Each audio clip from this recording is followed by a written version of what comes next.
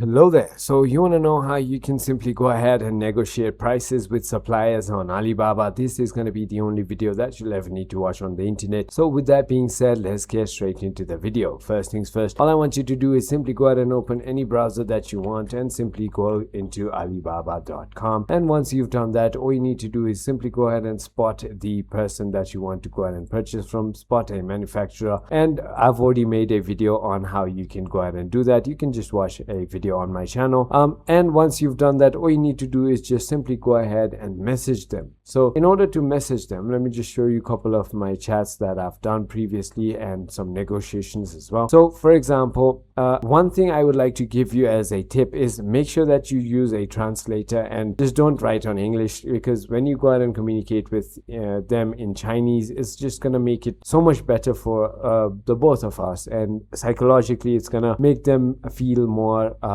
better towards you as well, to give you some better prices. So for example, as you can see, I wrote, "Hi, this is Himansu. I am from Nepal. I'm looking for this.